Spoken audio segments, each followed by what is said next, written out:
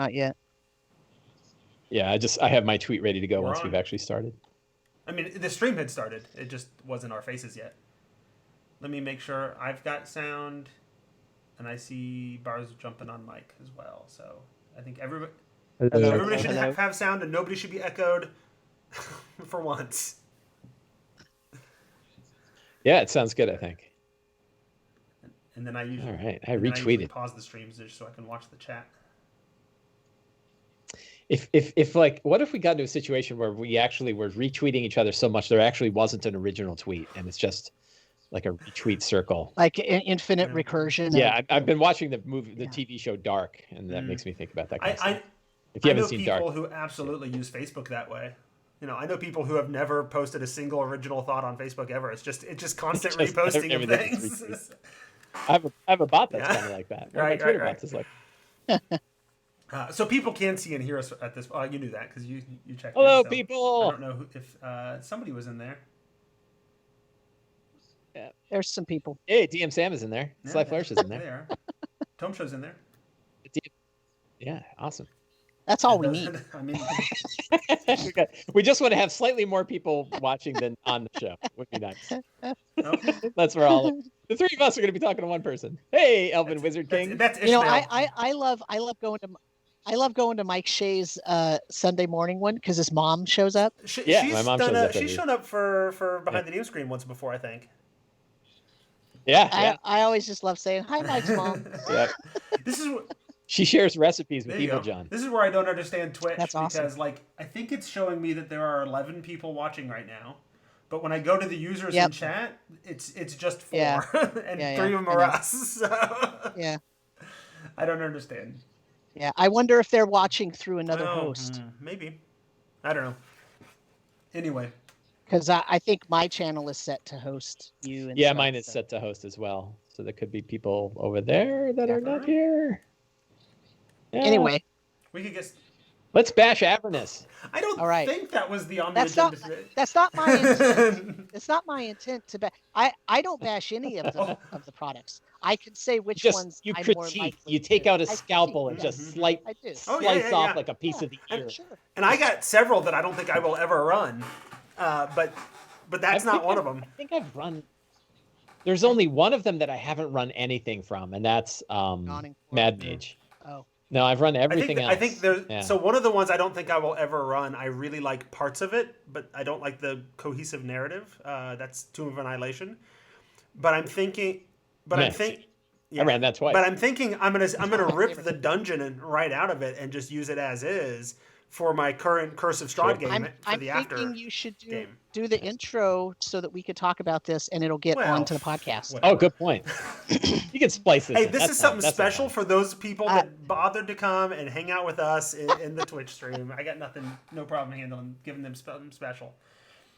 So, all right, should we go ahead and get started then? Since Sam wants more stuff to edit, and Mike wants to get done on time. Which is already not going to happen. All right. So we are recording. We are streaming. Eric and Ish are in there participating. So we're ready to go. All right. It is Behind the DM Screen. It is July 2020. We are 3 DMs talking about our games and helping each other out. And that is the intro. Mike, you are up first. You missed out on going last month because you skipped out on us to run a Kickstarter. Careful timing. Which I hear was successful. Actually, I get notifications was successful because I think I have now backed every Kickstarter you've ever put out. So yeah, that means you get a lot. I do get a lot of spam. Like when this Kickstarter starts, 5 other previous ones all send me messages. Yeah, but it's hard. I wish there was an easier way. You missed last time. We got Eugenio Vargas to step in for you, so that was a lot of fun. We got to hear him talk about the D&D Last Refuge show that he does.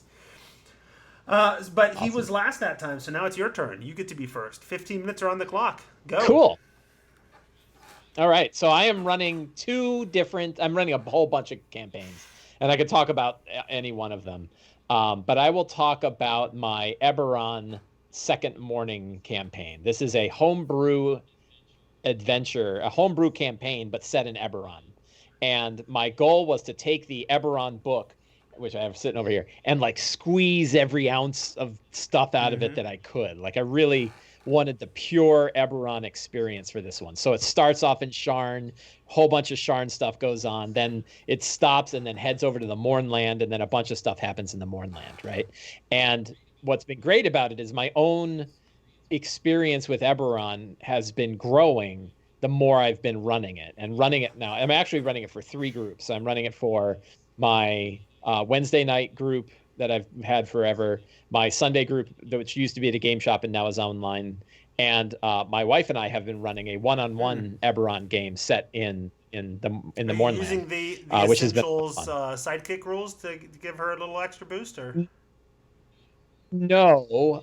Instead, she has 2 full characters. So we're still doing it like the sidekick style, where I role play the second character, she role plays her primary character, she runs both characters as character sheets, they level up at the same time and they get full abilities. So she's so experienced with D&D, she doesn't need a simplified character, and that's worked really, really well. I think she's level 5 now, and it's mostly been me quick rolling up adventures in the Mournland, and then I'll do it. I'm running it like the D&D Essentials Kit adventure. I have like, they have a house. They're sort of like Sherlock Holmes and Watson, right? They have a house. They're called to do jobs. People, the sidekick character, whose name is Queso, is a bard, and he goes out and kind of talks to people, and he comes back and says, well, and ACOG is the main character, says, hey, ACOG, so 3 different jobs have come up. Here are the 3, and he kind of outlines what they are, and then wife will say, that one sounds interesting, let's do that one. And then we have a scene where the client comes in and they meet with the client, and the client says, this box got stolen by these bad guys who went into Big Mo, the giant Warforged thing, and we need somebody to go in and get it back. And then she says, okay, we'll go and get it. And then we do a one-on-one game, and they go and they get it. And I can always kind of like slide in bits of Eberron lore all throughout this, right? So in this case, it was like Sire, a dwarf who worked for Sire before the Mournland, but he was a dwarf and he went down too deep into the realm of Kyber and got hit by an intellect devourer, and the box that he wanted returned had another intellect devourer in it,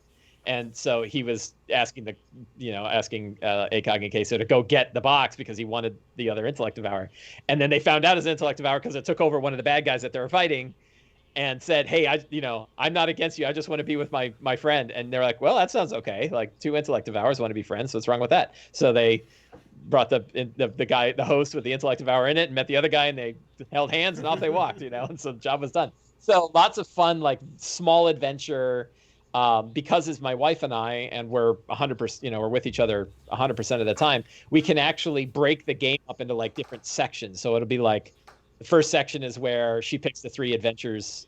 I prep the 3 scenarios. She picks one, then we stop, right? So that might be a conversation on a walk where we do that. And then now that I know what one she's interested, I'll bother to fill out the rest of it. And then I'll have the client come in and talk to her, and we'll role play that. And there's some dice rolling and stuff involved in there. Then once she's done with the client, she goes off on the adventure, and then I'll like figure out the maps and the monsters and everything else, and then usually a couple sessions to get through one of those. So it's been really, really fun to do. It's pretty easy to do. Just playing throughout the week whenever you've got time? Yeah, whenever we do it, yeah. So our usually our sessions are somewhere between a half an hour to an hour, right? It's not nearly like the sit-down 2-hour big standard DD. Because there's no scheduling, right? It's just us playing. And we don't care if we stop in the middle of the scene. So yeah, that's been really fun and eye-opening and easy to run because I'm using a lot of random components for it. I use a lot of random dungeon stuff for it. I'm not building this big heavy campaign. So I think of it like the side, like the Star Wars TV shows and the Star Wars one-off movies compared to the 3 trilogy, right? The big, and then the Eberron game that I'm running for everyone else is the big one. And that one has been a big sort of political intrigue, Cold War era style game where a bunch of different factions are all trying to get the components to build the weapon that caused the morning. And a lot of groups want it because they see it as a deterrent, right? So it's been a lot of fun doing that. And I see it kind of in 2 big acts. Act 1 is all the intrigue that happens in Sharn, and then Act 2 is them going to the Mournland, to the place where it happens. And for that, I've been definitely doing like situation-based D&D planning, where I will say something like, I had a whole event that was just a dinner party. I talked about that last time, but yeah, the way that they'll work out is they'll go and they'll meet with like Cavella, who's the head of the Dask, the sort of monstrous gangster group in Sharn, and Cavella will tell them a whole bunch of interesting things about what's going on, and the characters will sort of pick the direction they're going to go. And if they go to stop the Emerald Claw in the City of the Dead, while that's going on, the Dask and another gangster named Leto Skull are fighting each other, and one group wins. And I rolled randomly to determine who won that war. And then they come back and, oh my God, like, Cavella lost and her right hand is dead. And the item we gave to her just went to the other guy. And now we got to go get it back from the other guy. So it's been a very dynamic campaign where major changes can happen on a die roll. I've been definitely playing the front style of, 3 different factions that are all trying to seek the same thing, and who has it and how they get it can change. One of the things that I've really loved is they went to this deep cellar, this they called it the Forbidden Vaults of Tower 6 of Morgrave University. And it was this place where Morgrave University was storing artifacts they couldn't display or they couldn't keep out in the open.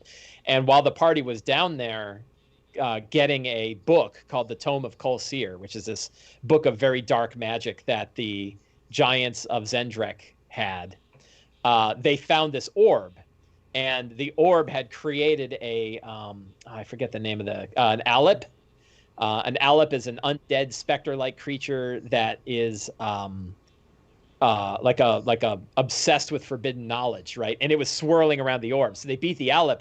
Well, the orb created that Alep, right? They're like, we don't know what that orb is, but it's dangerous. But but it's cool too. So they grabbed it, and it's essentially a sentient crystal ball.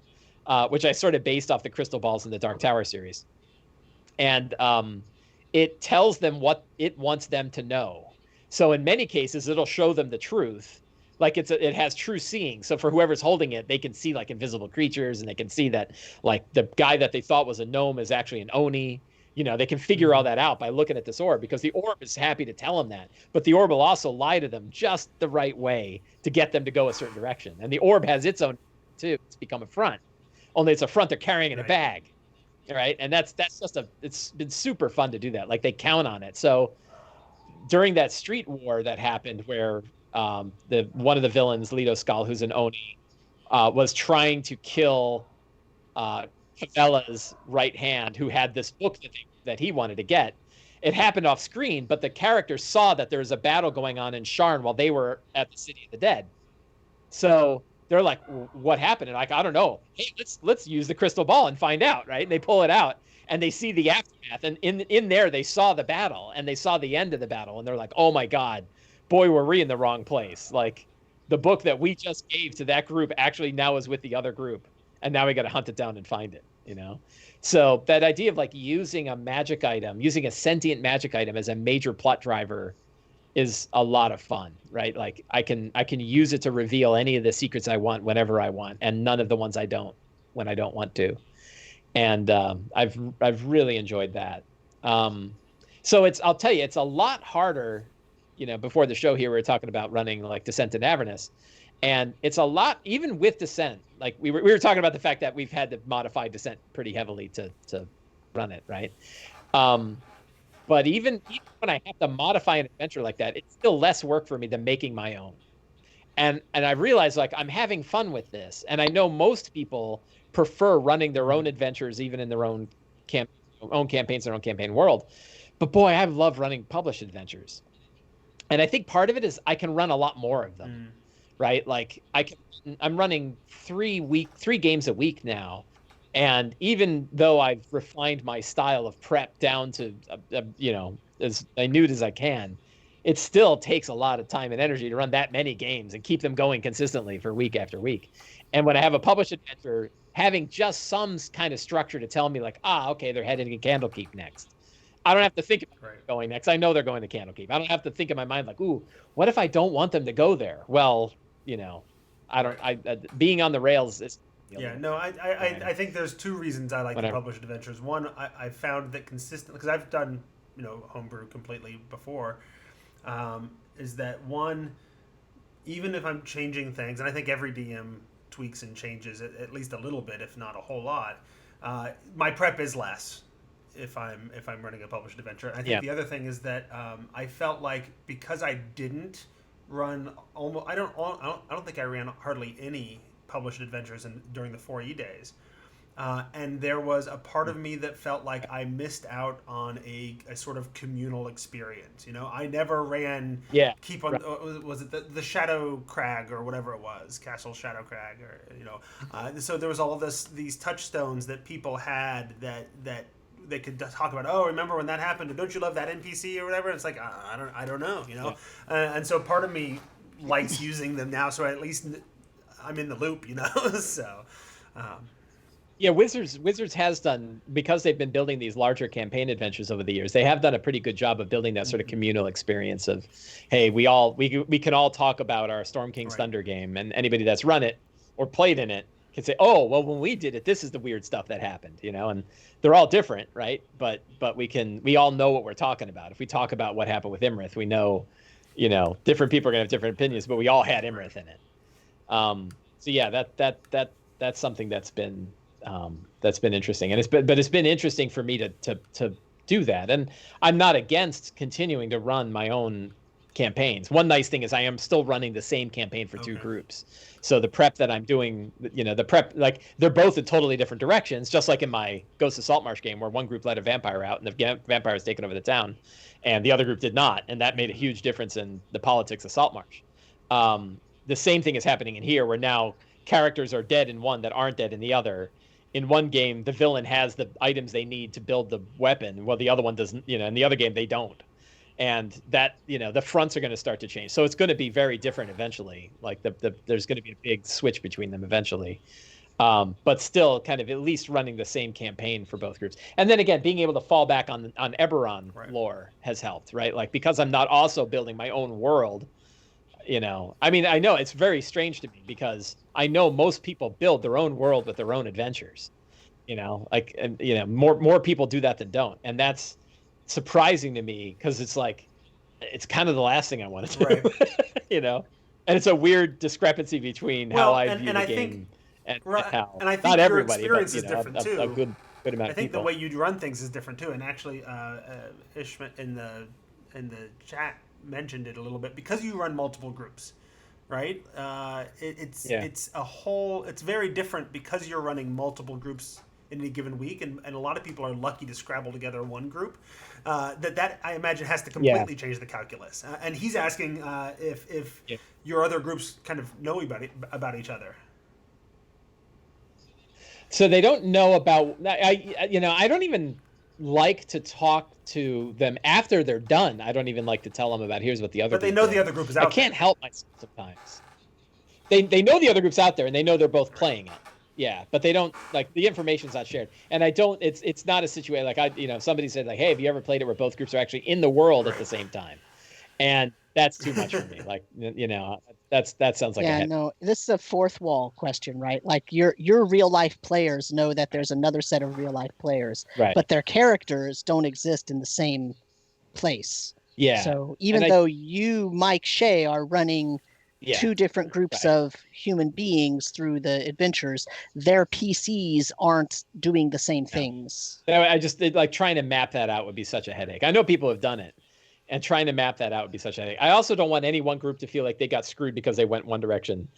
And I felt a little bit like when I told my Wednesday group that my Sunday group had released a vampire in the city, and that it completely changed how they dealt with the Scarlet Brotherhood. I think some of them were like, wow, that would have been cool. And you don't want that feeling of like ours was lame and we had to hunt down the Scarlet Brotherhood ourselves. It's like, you don't want that to, even though it's like, seems like a terrible idea to release a vampire into town. It was cool too. And you don't want them to feel like their experience was less cool than the other. So it kind of don't want I've had an issue in the past where I talk too much after the session, and then I'm like, oh man, if this had happened, that's what you could have done, or whatever. And you missed this really great opportunity to get this fantastic. Well, and maybe not to that nitty-gritty. Like my group, and I mean, your time just ran out, but that's okay. We always go over. And my group just recently they got to the spot in Kresk where they're at the pool and Sergei is there reaching out for Tatiana. And they were like, one of the characters was real hardcore. Like, we don't know what this is. We got to protect her, and like pushed her out of the way and whatever. I'm like, oh, you've been trying to like get her off of your caseload for so long, and this was your shot. And then Strahd shoots the lightning bolt down and says, she's mine, and destroys the pool and whatever. And they're like, and you know, there was a big part of me that was like, oh man, you missed your chance. Like, this is what you've been trying to. But then the other part was like, who knows? Maybe she would have died. You know, so. Right. Yeah. Anyway, so that's what's been going on. It's been an experience. It's been a wild ride. Do you have a sense of where you're going after Eberron, or how much longer you have in Eberron? So I kind of expect that we're about halfway through, and I would probably presume that this could take the rest of the year. Might be pretty long. I don't know. Okay. It's hard to say. You know, I probably want to wait until Frostmaiden is out. I'll probably have both groups run through Frostmaiden. So at least through September, and probably later. So we'll see.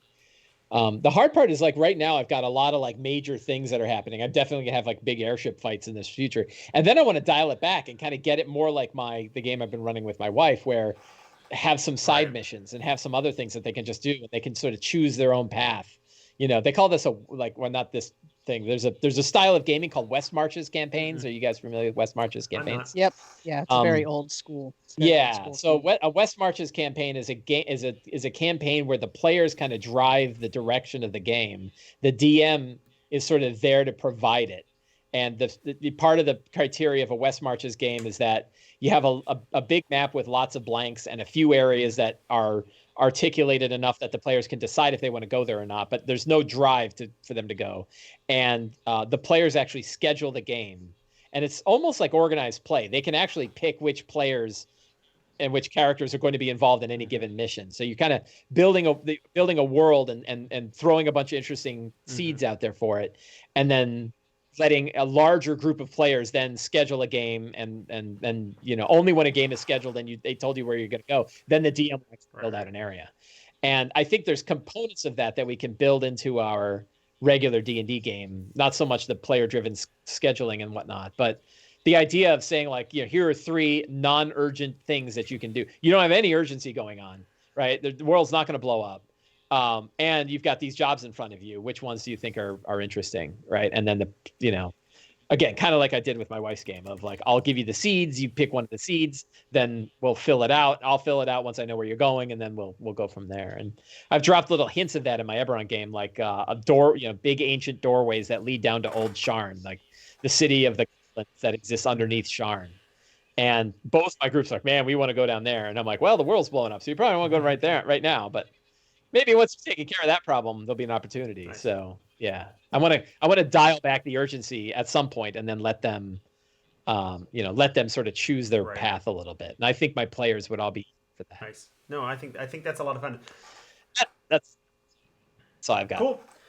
Before we move on, I want to remind people, especially that are watching us in the stream right now, there is a contest going on. You can win like a whole bunch of stuff, including some metal dice and dice trays and all kinds of stuff from skullsplitterdice.com. If you go to skullsplitterdice.com/tome show with all lowercase letters, it'll send you to a landing page that gives you a coupon code link. But right now, they are sponsoring a contest through us every month for 4 months. Last month, it was based on a Twitter campaign that we had, and that winner has already been decided. This month, if you haven't entered yet, you can actually enter a bunch of times. It's based on the Tome Show's Facebook page. So if you follow the Tome Show's Facebook page, every week we are posting some sort of contest question. I think last week was tell us about a character. This week is tell us about like your campaign or your setting or whatever.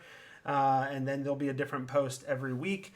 You can get an entry for commenting, and you can get an entry for sharing. And so you can actually get 2 entries per week, and get lots of entries and win some awesome dice. And then, but if you're listening to this in audio, it's probably too late, depending on I don't know what the editing schedule looks like these days, but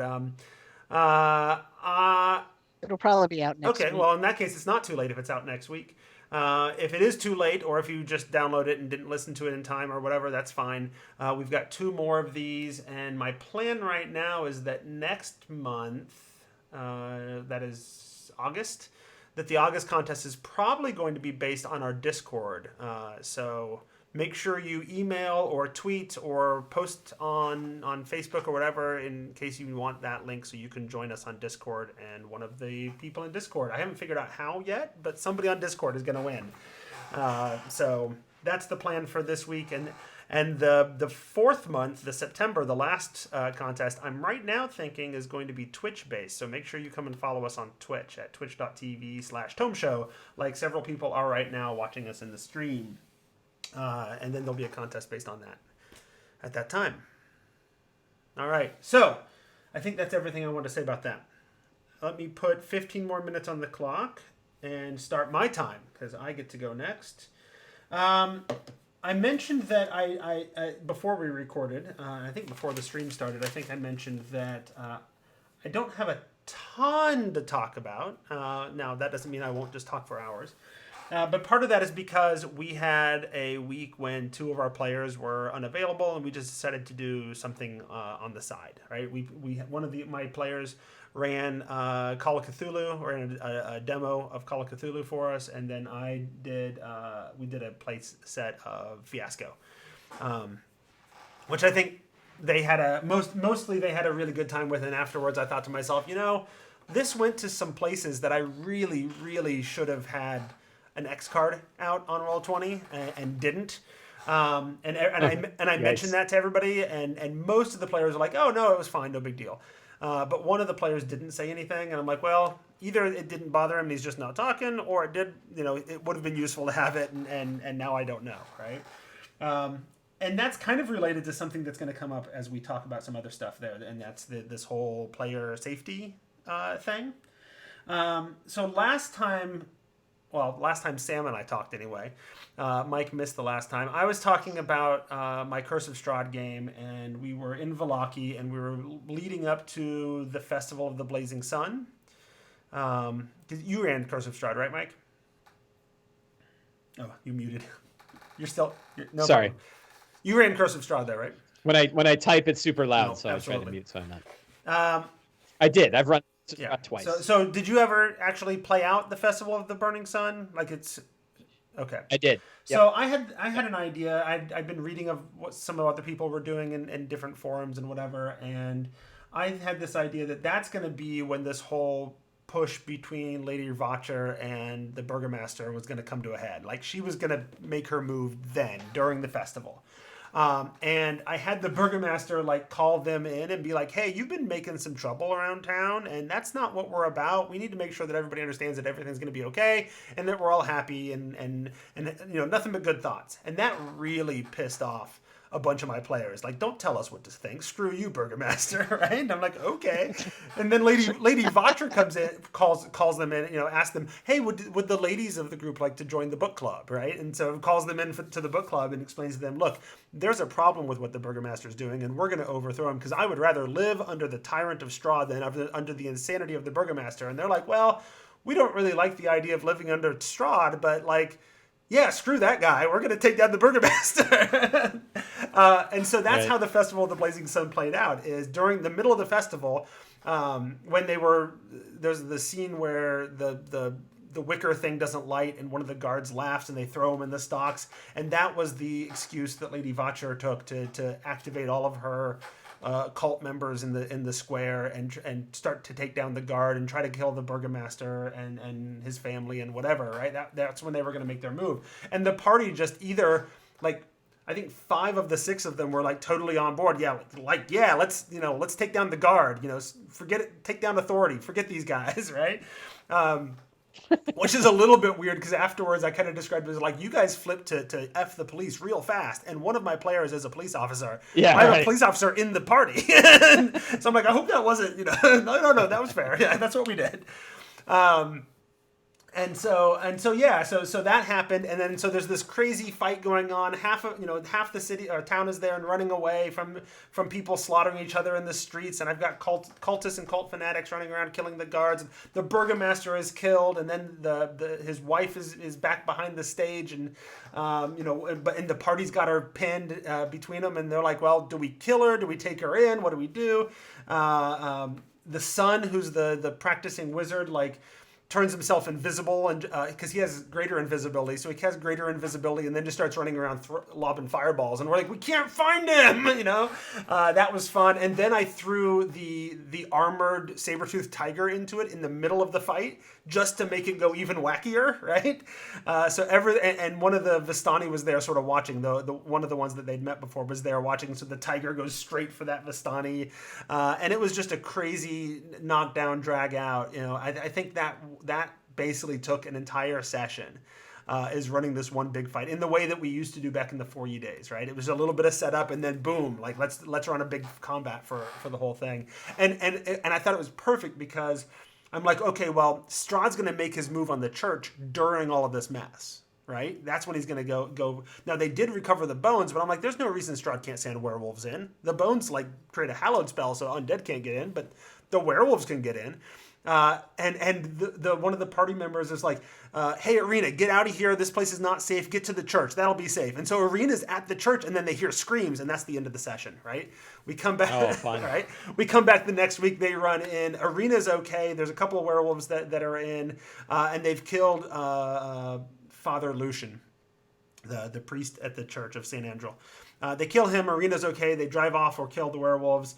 And then they're like, well, I guess Vallaki in this church isn't going to be the safe space that we were hoping it was going to be for Irina. Maybe we should move on, right? And that's when they had it up. And I had prepared at that point. I'm like, okay, I have no idea where they're going to go after this introduction to the session at St. Andrew's Church. So I prepared Argon Vostold because we'd had some sort of hints of that. They got the invitation to dinner with Strahd, and so I prepared for that. They'd gotten the seeds, literal seeds of they need to go find the seeds for the Wizard of Wine's winery. So I prepared for that. And then they're like, okay, well, let's go to Krezk. I'm like, okay, I didn't prepare for that at all. So I'm just sort of reading one paragraph ahead of where they're at, trying to figure out what's this guy's deal again? I'll just say it's this and make it work, right? They got into Krezk. They convinced Krezk to let them in under the promise that they're going to go investigate what's going on in the Abbey and solve that problem for them. And the burgomaster's like, okay, fine, you can come in, but you got 3 days and then you're out, right? And that's when they went to the pool, and things went. They wouldn't let Irina go to Sergei, and Strahd threw down the lightning bolt. And then the burgomaster's like, never mind, you have 1 day because clearly you're bringing trouble to my town, right?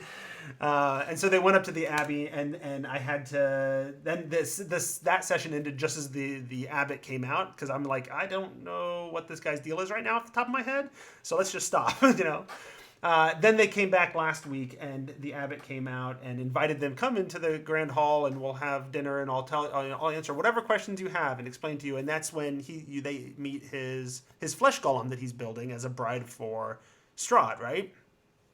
Mm-hmm. And it turned out that I had a player who had issues with that. Not like it had issues with that, but like she had a breakdown a little bit with that scene. And the key for her was that the golem had no voice; it couldn't speak, and that activated something traumatic from their past, right? And so they really struggled with that. So I had all this stuff that I was going to do in the Abbey and whatever, and we kind of ran to go meet Esmeralda because she's the big ally that they need, and then let's just get out of the Abbey ASAP and move on, because this is clearly making somebody uncomfortable.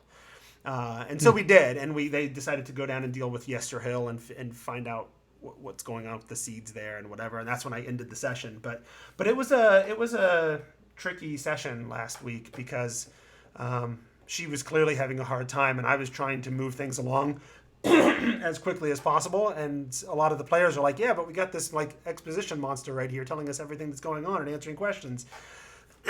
So I was like, and afterwards I talked to her about it, and I also talked to her about me mentioning it on the show, so she's okay with that. And like wanted to go through it with her a little bit, like, hey, sorry, I wanted to get you out of there a little faster. I'm sorry I didn't get you out of there faster. And she's like, no, you don't have anything to be sorry for. I didn't see it coming. I wasn't expecting this. I'm like, well, here's some other things that might be similar in terms of people not literally having a voice, but not having a agency, right? And she's like, I got no problems with that. Everything like that should be fine. It was just the literal like lack of voice, can't speak thing. I'm like, okay, well, I'll keep an eye out for that. But that was a thing that happened. So related to my X card comment from the Fiasco game, like if I had a better mechanism to deal with that, I don't know how we would have dealt with it, but create the social. I think the social norm has to be created with the group. That it's that if somebody's having a hard time like that, then we just drop it and move on. And we didn't have that. Yeah. So. Yeah, it's a tricky one. I mean, I think that there's a bunch of different safety mechanisms, and I know like lines and veils are one, and you'll have session 0 talks for that, like that. You'd be surprised if that came up in a session 0, right. Though, right? Unless it's something that someone's hit before, you don't know that they would say. And I get weirded out when there's characters that can't speak. I've been running campaigns for so long, and usually I get to know the players well enough to recognize where there's going to be issues. Oh, you've got a spider issue, like that can be introduced in a pretty low key way, and I can move on real fast or whatever, right? And so it's never really. I've never really, in all of my years of DMing, I've never had something like this quite come up in this way. And so I just thought it was an interesting lesson for me to learn as well. Were you playing in person? Was I? Oh no, we're all on Roll20. Online. Yeah. Okay. Yeah. So I think I've heard.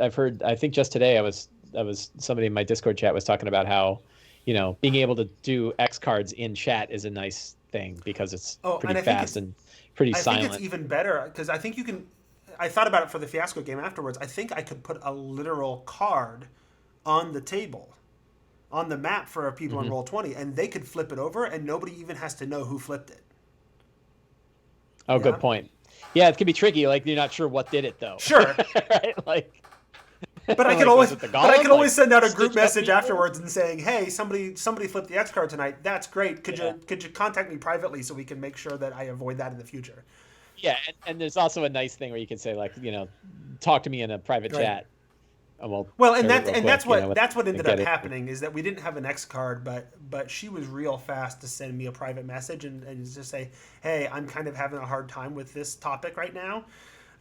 Good. And that worked out well. So I kind of knew what was going on, and I was like, "Hey, do we need to like anybody in the mood for a bathroom break and or stuff like that?" And she just took the opportunity to sort of step away for a little bit and get herself together and whatever. But yeah. No, thanks for sharing that experience. So that was meaningful. The other thing that I've been running lately, and we kind of talked about this before the recording and before the stream, is that I started this week running Descent into Avernus with my kids. And so they each have a PC, and then I created a DM PC just so they're not quite as overwhelmed. And I figured I'd try to come up with a good support DM PC, right? So I'm playing a real strong silent support role artificer character who's, I'll throw out, fairy fire and cure wounds and otherwise let you all be the heroes. And so that's been going well. And similar to like with your wife, we just sort of sit down and play for an hour or two whenever we have the time to sit down and play for an hour or two. It's all, of course, running with kids always comes with its own challenges. You wanted me to talk a little bit about the things I've done to change it so far. There is a degree to which I am running it with them as a test run for when I'm eventually hoping to run it with my current group. Right? I bought the Platinum Edition Beetle and Grimm box of it, so I get as much use out of these things as I can. Right? And so I made the changes I'd always planned on making, and that is I made all of the PCs are Hell Riders in Elturel at the beginning, and then I ran the DM's Guild sort of journey from Elturel with the refugees to Baldur's Gate, and then also There was another one. I can't remember the name of it now. Is it the Fall of Elturel, maybe? Where they actually meet with Ulder's Ravengard and some of the other figures that are known to have disappeared, and they go off and run a mission, and on their way back, Elturel is destroyed right in front of their faces, and that went really well. And tying those together, so that was a little tweak that I made that I didn't feel like was a very big deal. And then when they arrived in Baldur's Gate, which is a session we just ran today, we just went through arriving at the Basilisk Gate through Elfsong Tavern this afternoon.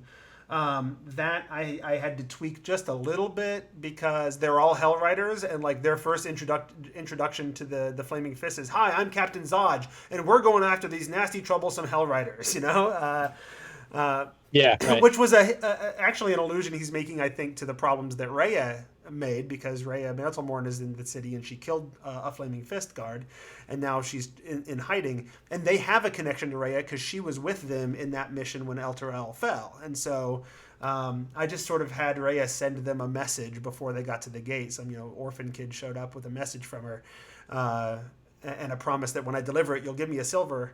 And the message was just, hey, there's issues in the city. You might want to take your badges off, right? Take your Hell Rider badges off, and not mention it, right? And that was the biggest change I've made, other than the fact that because I ran that stuff ahead of time, they're arriving in Baldur's Gate at level 3 instead of doing level 1 level. Yeah. Like, they had a really hard time with the fight with the pirates in Elfsong Tavern, which was designed for level 1, but there's 8 of them. There's 8 of them, and we still lost. The pirates won, but walked away, leaving the woman that they were trying to kill, leaving her bleeding out, right, and walked away. And the pirates, after they knocked half of us out, and the others were just barely hanging on, right? The pirate captain's like, all right, well, we got what we wanted. Say goodbye, guys, right? And they all marched out. How many characters? 3. Okay, yeah, eight bandits. I should have. They're bandits, right? Yeah, they're 7 bandits and a bandit captain. Yeah, the bandit captain's probably the tough part. Well, the bandits took us down. Bandits in fairness, my youngest, who's playing a sorcerer, has rolled a 1 on his hit points for 2 levels in a row. So he's level 3 with like 8 hit points. Who rolls for hit points? What are you teaching your kids? Rolling dice is fun. That's what I teach my kids. Rolling for hit points? That's right. Madness. I always roll for. I always roll for hit points. Of course you do, Sam. So anyway, they technically lost that fight, but because the pirates left her bleeding out, I allowed the level 3. It's got like 7 hit points. Yeah, no, level 3. 8, but yeah. But they were able to run and save the woman because she had failed 2 death saves but had 1 left, and were able to stabilize her real quick. So, but yeah, so that was that session. My time ran out. I don't know if you had questions. So I have a thought, and it's kind of like how I would do it again if I were doing it again for Descent into Avernus. And I too. So Fall of Elturel is a fantastic introduction. It is kind of it's kind of a drag that you buy a $50 adventure and then immediately have to run out and buy another adventure to make it a little bit better. When have I not done that, Mike? Really awesome. When have I not done that? Well, I haven't had to buy stuff. I mean, I buy it anyway. I buy everything in the DM's Guild already, so it's but I can understand that it's one thing to buy something that sort of expands. So like Cellar of Death, which is James Intercasso's introduction to Tomb of Annihilation, it's great. You don't have to buy it in order to make Tomb of Annihilation run well. I really feel like Fall of Elturel is a way better introduction to Descent in Avernus than what's in the book. Yeah, Avernus. The adventure kind of starts. It starts like without an introduction. Like you're there and Descent or Descent. Yeah. Descent begins without a real introduction. It does, right? Yeah, and it's the most monumental event ever to see a city fall into hell, and you're not going to see it on screen. So I've complained about this a lot. The thing I would do slightly differently is from the moment Elturel falls and you're there with Rhea and Rhea sees it, I would love to do a cut and say 10 days have passed and now you're meeting Rhea in the Elfsong Tavern, hidden and cloaked to avoid the Flaming Fist. right? And then kind of skip the whole, just like the flaming fist can be like weather, right? It's just a thing in the background. Sorry, I suck. It's something that you would do like way in the background, but like it's just not that interesting, right? Like the whole flaming fist. That might be a thing that I do, because honestly, like that introduction of you've been conscripted into the flaming fist is a little ham-fisted, you know? It's so lame. Yeah, the whole thing is so lame. Like, yeah, and then like, oh, they'll kill you. They send your level 1 asses out to go take care of the cult, but if you don't come back, like a bunch of veterans hunt you down. It's like, how about you send your veterans after the cult, right? We'll go drink at the bar. So yeah, it's pretty bad intro, but it's easily fixed. And this is something we were talking about earlier before the show, that like, it's easily fixed, and I still, with just those very small tweaks and changes, like being able to grab Fall of Elturel and run that, and then jump cut into Rhea. I'm really enjoying it. Like I really love it. My group just got to Elturel, after Candlekeep and everything. They just got into Hell, and so far, just minor changes that I've done along the way, which didn't require a lot of work. I've really enjoyed it. Right, I've really had a lot of fun with this adventure. So yeah, now I haven't done any of the stuff in Hell, and there's other problems I hear about, like the paths are kind of railroady, and there's weird character problems where like you're sent off, you go to Hell, you're sent off on a bunch of fetch quests. So that's pretty standard D&D problems though, right? Right, and I'll figure it out. So, Right on. All right, well, so my time is well over. I do want to remind people, if you want to support the show, go shopping over at Amazon and DM's Guild through the links at thetomeshow.com. And if you want to support us directly, become a patron at patreon.com/thetomeshow. Hey, Sam. Why don't you tell me about your game? So first I'm going to give my opinion about the Avernus stuff, because I kept my mouth shut so that I wouldn't waste your time. I would waste my own time. So here's the thing. I have read every adventure they've put out, okay? And I have run just a couple of them. And I'm not saying that all the other adventures they've put out before Avernus have been eminently perfect and runnable out of the book and all that. I'm not saying that at all. In fact, I'm not even comparing Avernus to any of the other products, right? As a standalone product, it has some really, really cool stuff in it. I mean, the devil contracts and how to do that, and the war machines, all that stuff is really, really cool. But I have read so much critique about the way the adventure is set up, and the way that the Holy Font is set up to have no memory, and there's all these different things that basically and I read it's actually the module I have not read all of. I've read about half of it at this point, but the conclusion I come to is that all of those things are fixable. But when I buy a $50 book to have it help me run my D&D game, I've been playing since 1982. I could breeze through that thing and I could run it no problem, and I don't have to nitpick and pick out the problems. But 5th edition has brought so many new players into the game. And what I don't see yet in their products is advice on how to make this thing actually work and hang together. I see that they attempt to do that. They started putting NPC lists at the beginning with pronunciation guides. They started doing flow charts for the chapters. They've started trying to format it in a way that's easier to parse the information. The extent to which any of those has been well done or well received is questionable and varying depending on the product. But when you ask a player when you ask a GM to buy a $50 book, you're asking them to put and to use 6 to 8 months maybe of time in their life running games to spend it on that adventure.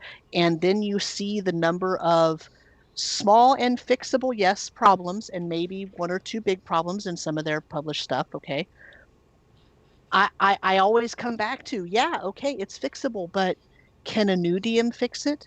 Or do you have to be a really experienced DM? Or do you have to have a certain mindset to do that? Or is it even worth it to try to fix that stuff? Or should you just try to run it? Like, for me, I feel like I don't know the answer to those questions because I can only answer for myself, right? Because I'm only me. So, and I have not done surveys. But when I see, I mean, I think Avernus is the first adventure that they've put out where I've seen a ton of really good analysis and critique and suggestions on how to fix it because you have to fix it, right? There are some flaws in some other adventures. I'm not saying there aren't, but those you can either ignore, leave that part out of the adventure, or hand wave it to fix it. You don't really have to actually do anything, right?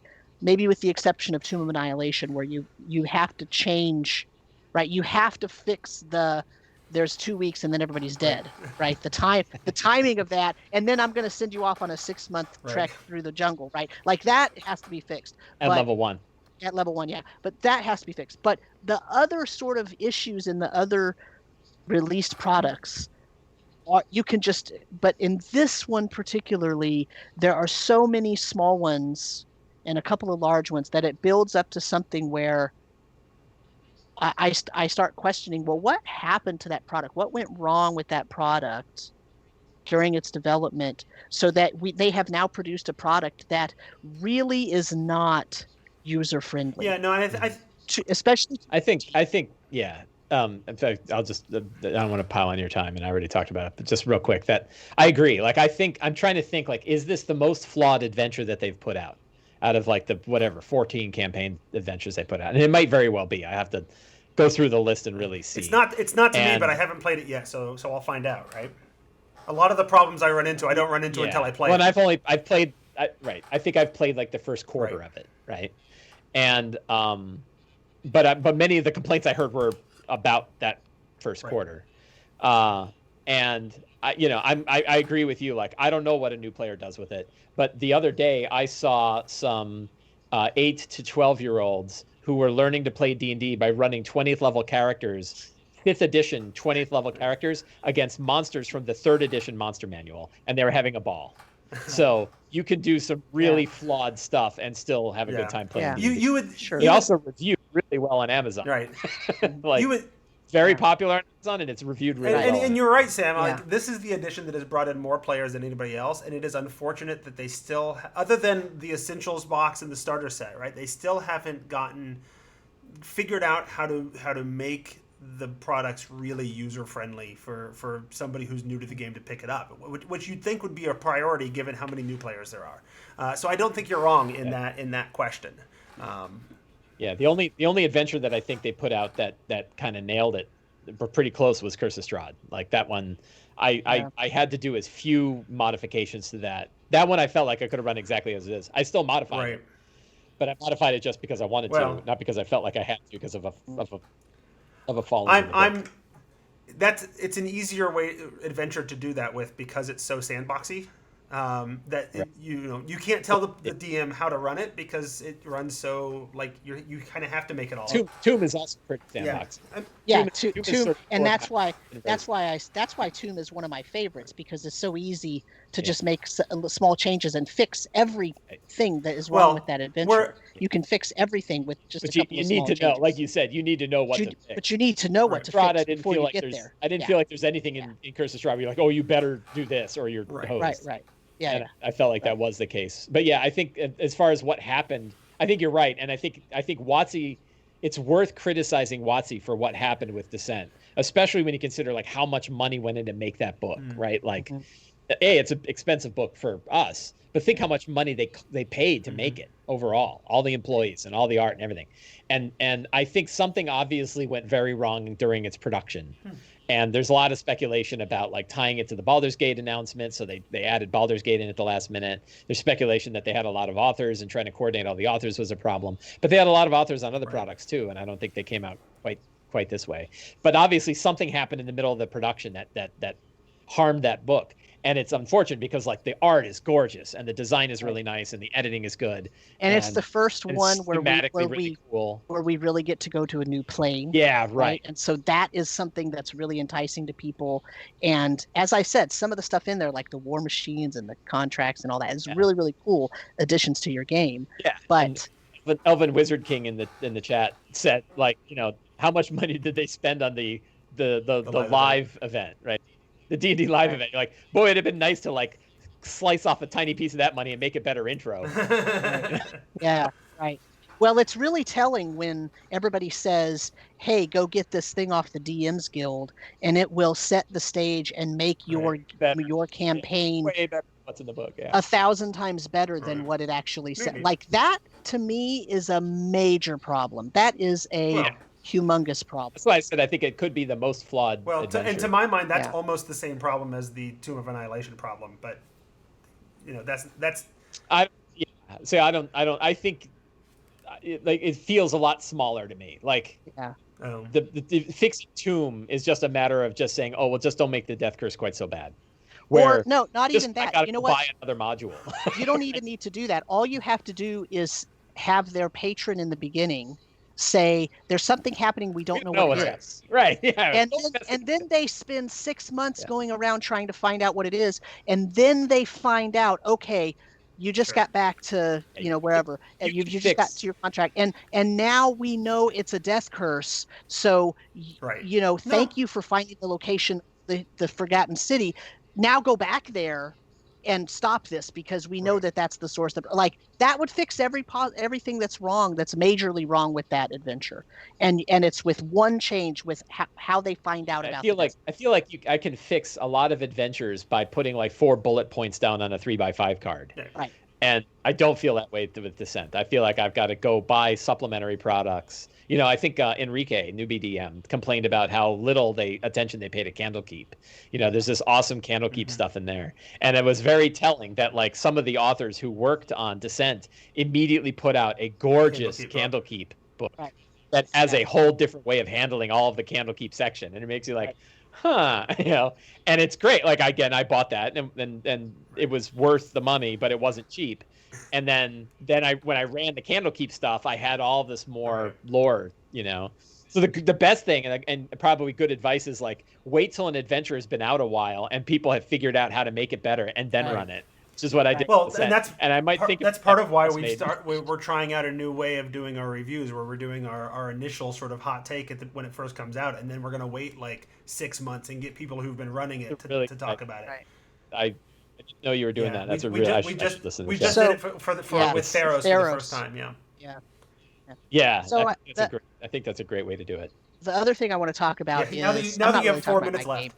Sorry. I mean, in my game, look, my players, they finally made it to Calport. They figured out a whole bunch of weird stuff. They now have gotten into the library of Thorondibus, which is the biggest library in the world, and they've gone and they're like stuck in this maze part of it, and they're finding all the stuff about it. But it's kind of boring if you don't know any. Like they're in a library. That sounds really right. So there's not a lot happening right now. They got a bunch of lore that they discovered last time. That's kind of it. So the other thing I want to talk about, and we're not talking about my game, is I say it's kind of boring. When you're playing it and running, it's not boring. I've been enjoying it, but go ahead. Yes. Yeah. So, but for me to say, like, I could sit here and say, well, they're in the library. They went to this shelf, and it's not interesting. So, the other thing, I think it's funny that you mentioned like the FOMO that you have, like the fear of missing out of running. You want to run these adventures that are being released for 5th edition because you want that cohesive experience, the communal experience that everybody, and I don't have that, right? I run it in my homebrew world, and I didn't have it for 4th edition either, because even though I ran basically in my homebrew world, I put a lot of elements of the Nintir Vale into my homebrew world. So there was a lot of stuff there where people would say, oh yeah, I recognize that person exists or whatever. And I still kind of do that now. But the thing is, because I'm not a huge Forgotten Realms fan, I don't really have a large drive to go run any of these adventures that are basically set in the Forgotten Realms, although, Ravenloft and Avernus notwithstanding. So I don't have that FOMO, but I do feel like that communal experience is very important to the growth of the game and getting new players in and just being able to go to a convention and hear somebody talking about something. Oh, I remember that. Yeah, we met that person in that adventure too, and whatever. And that forms a very nice sort of bubble around around D&D players and people who love D&D because you have these experiences and you know about these NPCs and I really while I don't have the personal FOMO for that, part of the reason I don't is because I read every adventure even though I don't use them necessarily. In fact, this is the first edition. I think I said this on a different podcast, but this is the first edition where I have not kept everything that I bought for it. If I figure out I'm not going to use that adventure, I get rid of it. I either donate it or I give it to my two teenage players, the young guys that are just learning how to play and stuff. And so I don't I just don't, I don't keep it. Right. Which I don't know if that's probably just me or if that's just the issue of with the second thing I want to talk about these adventures is these things are massive. They take like 8 months to 2 years to run. If you try to run everything, and depending on how often you play and how fast your PCs level up and all that stuff, like these things take a long time. So you kind of have to be choosy about which ones you're going to run, because if I decided right now to run Avernus and I'm not done before Rime of the Frostmaiden comes out, and then I want to run Rime of the Frostmaiden, I either have to finish up my Avernus game real quick or let it play out, and then maybe that's a good thing, because then maybe by the time I'm playing Rime of the Frostmaiden, you know how to fix it. Everybody will have discovered the flaws, right? Right? Whatever they may be. You know what I'm saying? So, but I feel like these adventures are so huge. I really wish they would produce smaller adventures. I mean, back in the day, right? Especially back to second edition, you'd get little $5 floppy ones. If only somebody would make a book of short adventures. Man, I wish somebody would do that. Somebody ought to. Mike, it's my turn. Or even just just organizing my library. Even just a couple dozen like really fantastic layers that I could put some. Layers. Fantastic. Yeah. But no, I mean seriously though, right? Like something like that where the reason Grindelroot is different from say Yawning Portal, right? Grindelroot is adventures that can be run standalone, and Fantastic Adventures, the first one, adventures that can be run standalone, or you can string them together to make whatever you want to make, and it has a little region there so you can make it more sandboxy. But something like Yawning Portal, well, it's not really like that. It's not really. It wasn't really set up to do that. Ghost of Saltmarsh did it. Yeah, Saltmarsh did it. Saltmarsh did it. I mean, I ran that. Maybe they'll do more anthologies like Saltmarsh though, because I feel like the issue for them is putting out the little floppies like they used to do in second edition just isn't cost effective. There's a profit issue. But doing the larger compendium anthologies like Saltmarsh, I think works well. I just want more variety than just, here's a bunch of dungeons and here's a bunch of dungeons doesn't do me much good at all. I don't think I turned to any of those ever. But here's a bunch of aquatic or nautical adventures. Like, okay, I can yank out a couple here and there when it suits and that works. So more things like Saltmarsh that I can just sort of yank out when I need something works pretty well if they keep doing it. Yeah. So anyway, that's all. That's just me talking about Avernus, bitching about it, because I really do think that those are the two biggest issues I have with the WotC adventures. They're way too damn long, and all of them need fixing. And they're expensive, and they're not always great for new players. And not that every product has to be great for new players, but. I mean, there's, can I? Do we have time for me to debate? I mean, you're the one who always wants to finish on time, so sure. Yeah. It's like, all right. So I'm happy with the size because I can run shorter adventures if I want to. There's so many places to get short adventures, and they're getting better. Like the quality of the material that's coming up on the DM's Guild is so good. And so much better than it used to be when it first came out. I feel like I have no lack of small adventures. And they shortened. So I don't know if you remember, but in the beginning they were putting out 2 of these a year, right? Mm-hmm. And there was no way to keep up. And they dialed it back to 1 a year. And it's the first time one a year plus one anthology a year.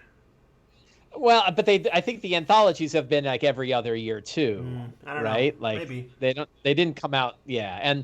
And so there was like, you could argue about Waterdeep Dragon Heist and Mad Mage, right, as sort of one.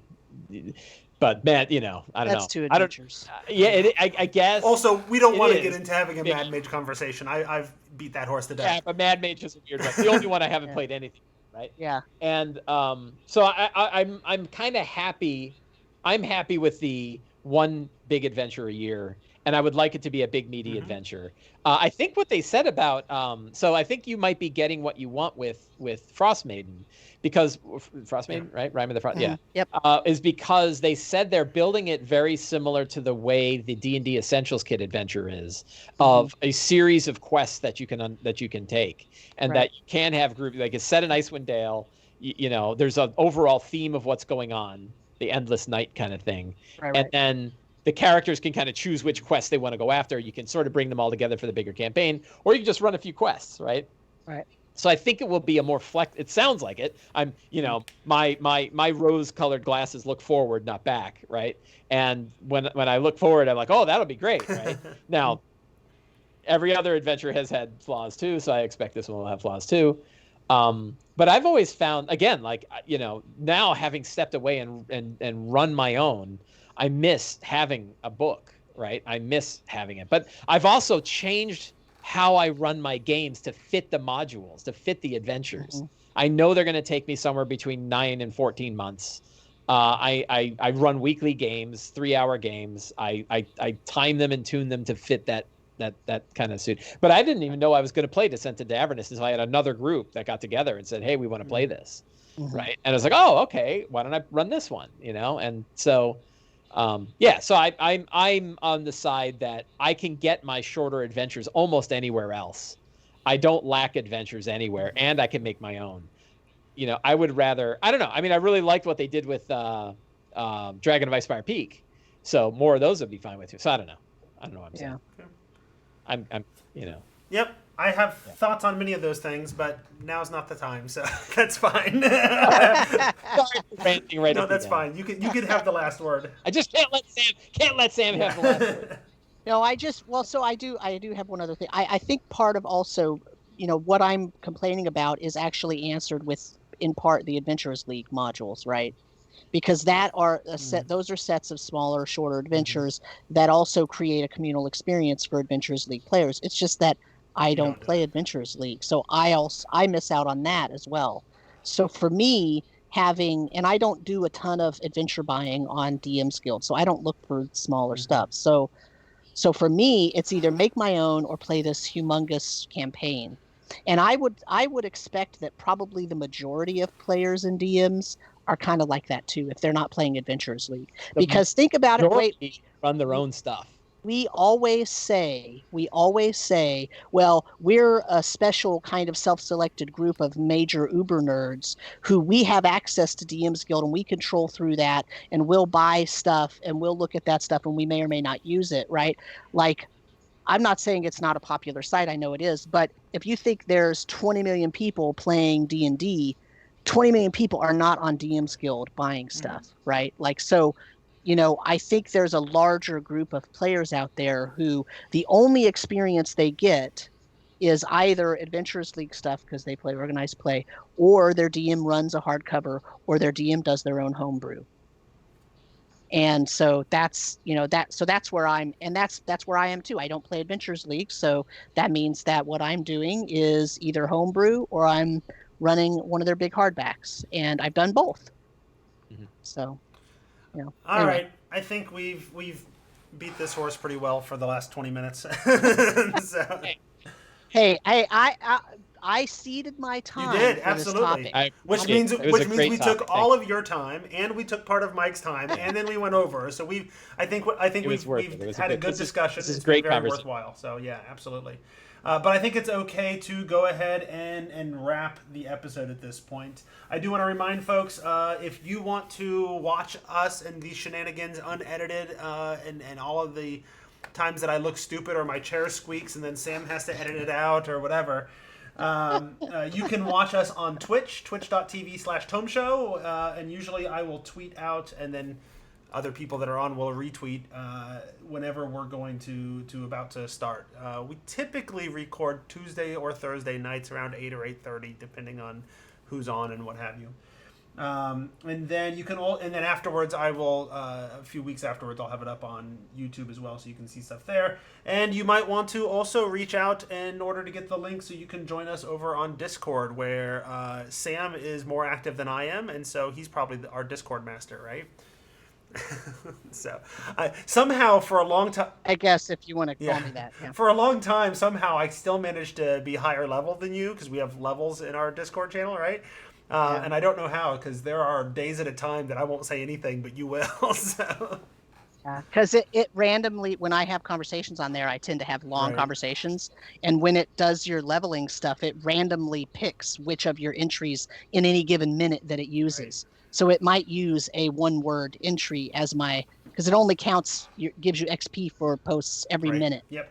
Anyway, that's neither here nor there. If you want to join us on Discord and talk about all things D&D Tome Show, we've got a Behind the DM Screen channel. We've got our fitness channel. We've got our just general channel. We've got the channel where Sam makes announcements whenever there's a new episode.